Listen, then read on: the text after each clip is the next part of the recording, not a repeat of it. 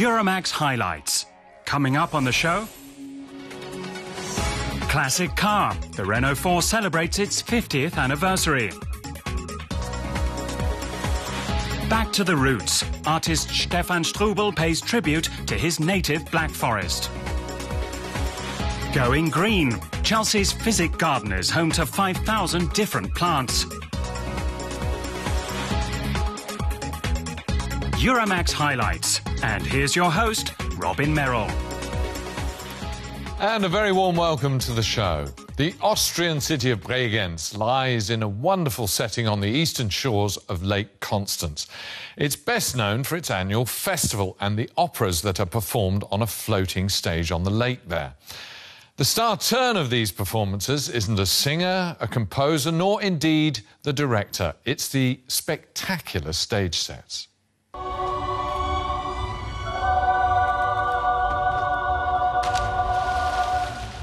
The French Revolution is reenacted on the Bregenz Festival's floating stage in Umberto Giordano's opera, André Chénier.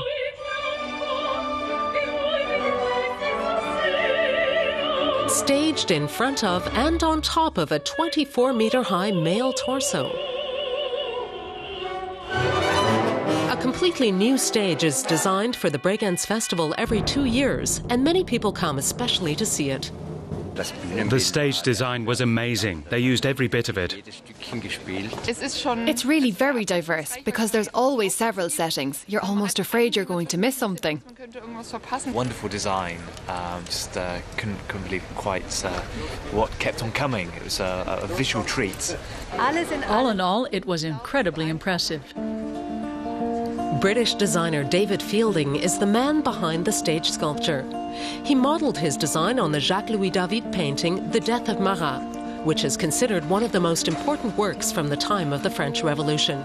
David Fielding saw it as the perfect image for the opera, which tells the fate of the poet André Chénier at the end of the 18th century.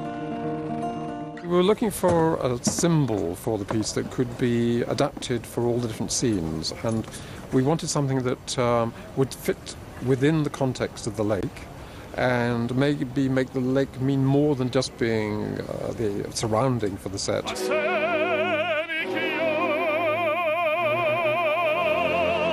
André Chénier falls in love with aristocratic Madeleine de Coigny, and his talents are greatly admired by members of nobility. But in his heart, he despises their decadence.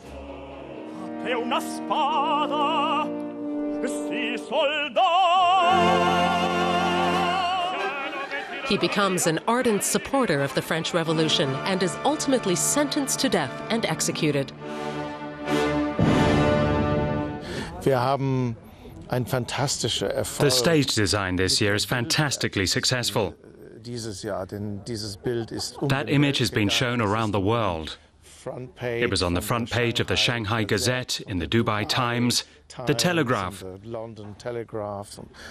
It was Picture of the Week and so on. And that is very important because we need to attract 200,000 people to come here.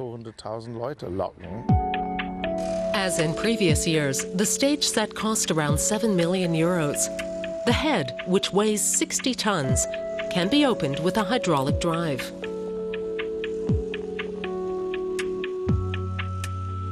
The set was designed on a computer, and the 3D animation later served as a master for the construction on Lake Constance. It took 9 months and 1,500 people to build. We had a family, 2 pigeons, who moved into the right nostril and made their nest. So every time the head moved, they flew out into the audience like some sort of projection. So we've had to have them removed. I'm afraid the nest is gone. The Bregenz Lake stage is considered the largest of its kind in the world. Its sheer dimensions make it a challenge for those working on it, not least the singers.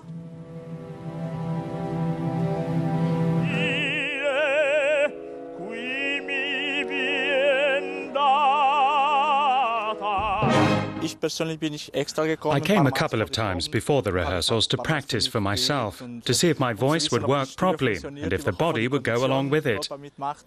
Luckily, I don't have to work too quickly, so I have time to get it right, to sing, then to climb stairs. Treppen laufen.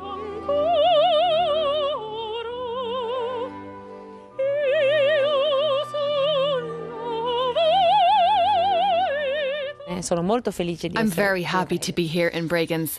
The difference between here and closed theatres is that anything can happen here.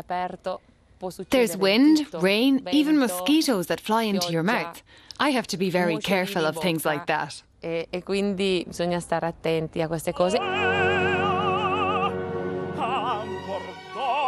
Bregenz staging of André Chénier is a memorable operatic event, not least because of the stage set.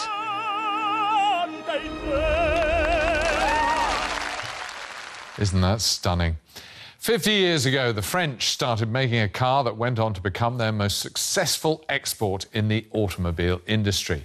More than 8 million Renault 4s were sold in all, although production stopped back in 1992. Now, of course, they've become collector's items and there are fans all over the world. Many of them just made their way to a small village in France for this special anniversary of their beloved R4. An area of about 45 hectares in Tenay, France, a 2-hour drive south of Paris. Renault 4 owners from all over Europe have come here for the weekend to celebrate the 50th birthday of their favorite car, which they regard as one of the best cars ever made. It's a fun car, yeah. Makes you happy. They are so simple. I like them. It's so simple, easy to fix. You don't need anything else. It's, I think, the perfect car. When the car is 40 or 50 years old, you still can use it every day. A week earlier, Wolfram Dierig on his way to his R4 collection near Munich. His very first car was a Renault 4. One of its identifying characteristics is the dashboard gear shift.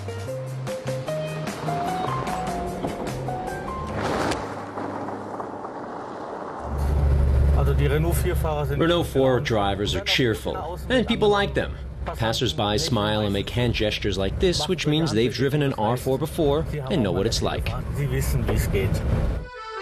The R4's success story began in 1961. The R4 broke new ground with its big hatchback and its fold-down back seat. Students and workers loved the car because it was inexpensive to operate. Initially, women weren't so pleased, not until the special model, the Parisienne. In Bavaria, the cellist Wolfram Dierig shares a garage with other R4 fans. It holds 25 cars, including this one-of-a-kind customized model.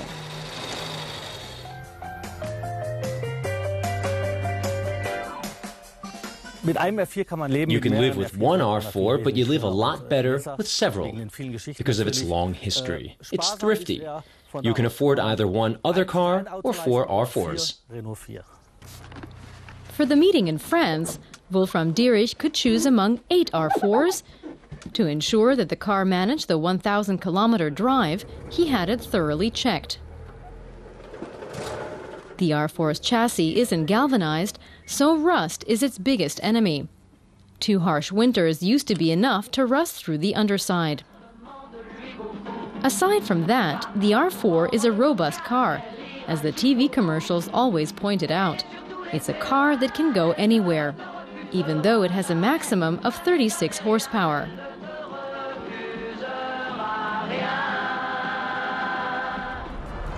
Wolfram Dierig is almost at his French destination. He always keeps an eye on the fuel gauge. The R4 has few indicator lights, but it does have a fuel gauge. But it functions only approximately. You don't really know when the tank is empty. In Tenay, the birthday party had already begun when Wolfram Dierig arrived.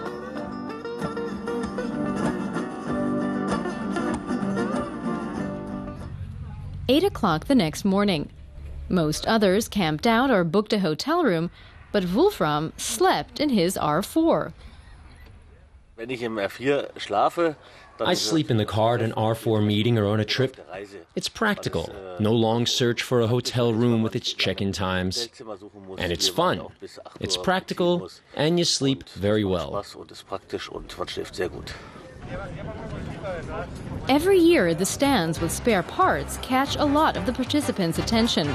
But Wolfram Dierich is even more fascinated by the other cars. In the 31 years in which the R4 was manufactured, the basic design didn't change much, but the details make a big difference to the fans. This Renault 4 Super, built in 1964, is a real looker. Wolfram Dierich doesn't have such an old car in his collection yet. I'm always a bit afraid when one is for sale, because I'd have to buy it. I'm happy if it's not for sale. I have time. I want to drive R4s all my life, so I could even wait 30 years to buy one. And he's already discovered the next jewel, the original R4 model. The one that doesn't even have a fuel gauge. Now, from illegal graffiti spray painter to designing the interior of a church is quite a stretch. But German artist Stefan Strumbel has achieved both in his short career and a lot more besides. In fact, some rather garish and provocative cuckoo clocks are what he's best known for. They are a symbol of his native Black Forest, and that's where we met up with him. Mountains, nature, blue skies. The Black Forest is home to Stefan Strumbel. But just what does home mean? His girls from the Black Forest wear traditional hats and carry guns.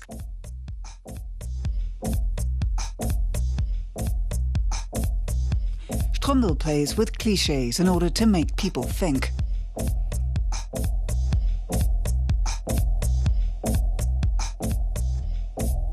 For me, it's important that people who look at my work or deal with me or my work also deal with their own homes and try to find out what home is for them. 32-year-old Strumbel believes we're all trying to find out what home means to us.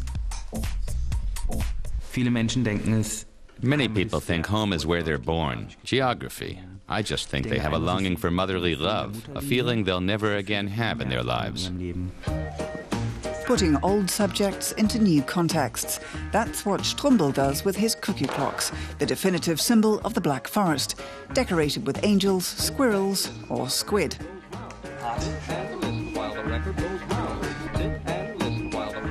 One of his biggest fans is Karl Lagerfeld. On the fashion designer's 75th birthday, the German magazine Stern showed Lagerfeld with a Strumbel clock. The New York Times also heard about this slightly different clock designer and wrote an article about him in 2010. When I had the article hot off the presses in my hand, I thought, what's this? And then I thought, it's okay. Everyone sees New York as home and talks about it. It was fascinating. In any case, it was bizarre the way they wanted to have me, of all people. This past spring, he received a special honor. He was allowed to be the first German ever to design an artwork for the New York Times Style magazine. Stefan Strumbel works consciously with traditional motifs and just as consciously reinterprets their symbolism. This will all be in neon, and I'll also have carvings. I've finished the bones, and they'll be painted in glossy piano lacquer. And then I want to frame it with neon tubes, so it's also a light object. This clock will cost 90,000 euros when it's finished. Stefan Strumbel's smaller clocks sell for 5,000 to 15,000 euros. A few years ago, that would have been unimaginable. In the mid-1990s, Strumbel was a graffiti artist and appeared in court several times on charges of vandalism. But that didn't keep him from continuing to spray on house walls and elsewhere.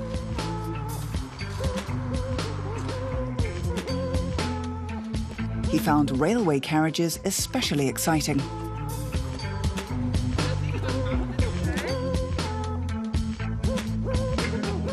If you sprayed a train here in the south and it then traveled to Hamburg, it was the world's best canvas. You could send your message anywhere.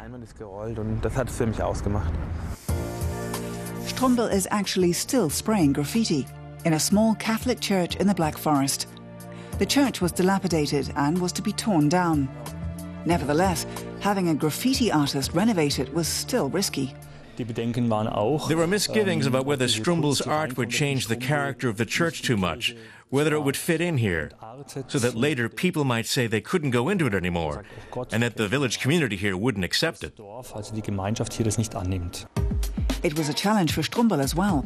He redecorated the entire nave, from the candle holders to the golden windowsills. But he took no money for the job. I'm doing it for the congregation. I looked for inspiration from the people here, and humility played a large role as well.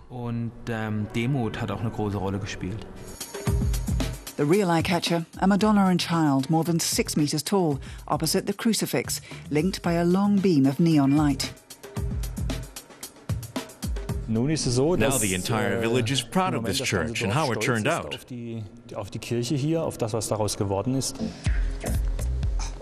In this church, Stefan Strumbel has managed to create a new home using graffiti. For me, home is a feeling of well-being, safety, pleasure, and happiness. I think if I had the recipe for that feeling, I'd present it to the world. To London now, packed with tourists at this time of the year. But if you want a bit of peace and quiet, there is an oasis of tranquility in the centre of town called the Chelsea Physic Garden. One of the conditions of its existence is that 50 new species of plants have to be added there each year. So it's a real insider tip for those interested in all things botanical. Tourists visiting London want to see all the sights and landmarks in the British capital. But that can be tiring. So to escape the frantic pace of the city, with its 7.5 million residents, there's nothing like relaxing in one of the many parks. They're all lovely, but one is very special. It's here in the middle of the district of Chelsea, behind this wall. It's London's oldest botanical garden, Chelsea Physic Garden. Its name occasionally causes confusion. It's interesting, actually, because we get people sort of phoning up and saying, what is it you do at the Psychic Garden? And we say, no, it's physic. It's to do with useful or medicinal plants from physicians. So really, I mean, that was, of course, the history of the garden. It was set up by the Society of Apothecaries as a teaching resource to teach their medical students. That was in 1673. But the apothecaries soon got into financial difficulties. Maintenance costs were immense and the garden was threatened with closure.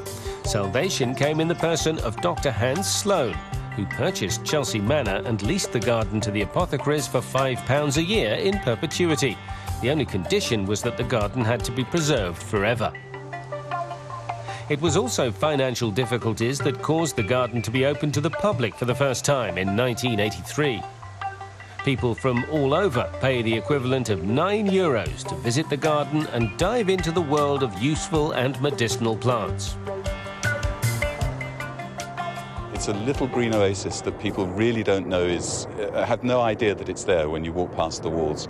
But the moment you come in here, you just have this feeling that there is a tradition, a scientific and a horticultural tradition that is quite unique in Britain. In an area about 150,000 square metres in size, all sorts of botanical rarities grow. Among them is the largest outdoor fruiting olive tree in Britain. It's more than 100 years old. The arrangement of the beds is rigidly ordered. In some, closely related plants grow close together, like these members of the buttercup family. In contrast, the Garden of World Medicine is arranged differently and devoted to plants that are used medicinally by a variety of people around the globe. 80 volunteers guide people through the Chelsea Physic Garden. A staff of 5 gardeners maintains it, supported by more than 40 other volunteers. Head gardener Nick Bailey says he couldn't do without their commitment. the nature, I suppose, and range of plants that we grow, it's about 5,000 plants or so, mean that we need to sort of cultivate a lot of unique little microclimates for these different species. And so it's the most intense garden I've ever worked in, and we grow in very small spaces as well. Unfortunately, that means we have little squares of plants all over the place, which are difficult to maintain actually, and it presents a real challenge. But it means as a museum of plants, we have really a very rich collection in a small space. That also means you don't have to walk long distances to explore the garden. You can just relax and enjoy it. And after you've spent some time in its serenity, you'll probably be refreshed enough to face the hustle and bustle of London again. Finally, 2 young graduates here in Germany who started up a business selling coffee. Nothing particularly new about that, but it's the way they do it. They drive around on rather special coffee bikes.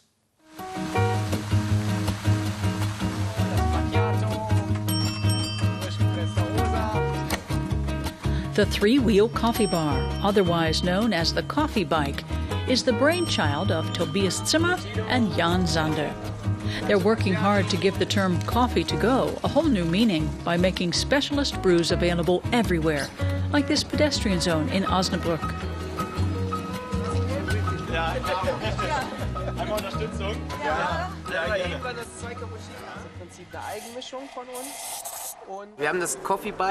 We saw the coffee bike, or a similar concept of it, for the first time when we were vacationing in Denmark in 2009, and we thought it was great. We wondered why we didn't have anything like it in Germany, and started thinking it might be a good idea, and it was.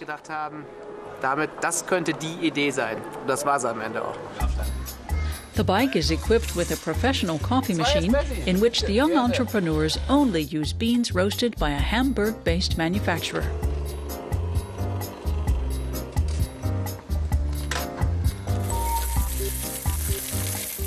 Really delicious. We decided to stop, then we thought, that looks good, let's try a coffee here. It was a good idea because it tastes great. As a coffee junkie, I can say this is really good. The basis of the coffee bar is a remodeled touring bike designed to carry about 220 kilos. The attractive mahogany fixtures are an added bonus on a bike that needs no external water or electricity input. If you look in here, you see the tops of the large water tanks, the freshwater and wastewater tanks. Then there's a lot of hidden technical stuff that enables us to make specialist coffees anywhere in the world, without external electricity or water supplies. In here are some of the secrets we spent months developing, and they're staying in here too. The school friends developed their first prototype in the garage of Tobias's parents' home in Osnabrück. They're now building their 4th model, but they couldn't have managed without help from their fathers, friends, and a few craftsmen. As economics graduates, they'd normally wear pinstripe suits like those who graduated with them. Instead, they wear what they want.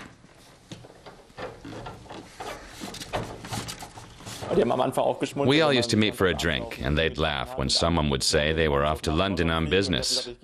And I'd say I'm going to the garage in my boiler suit.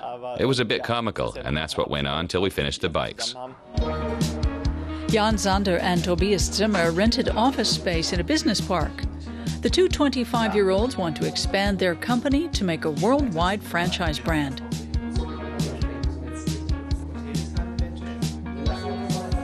They already have interested parties from the US, China, and all over Europe.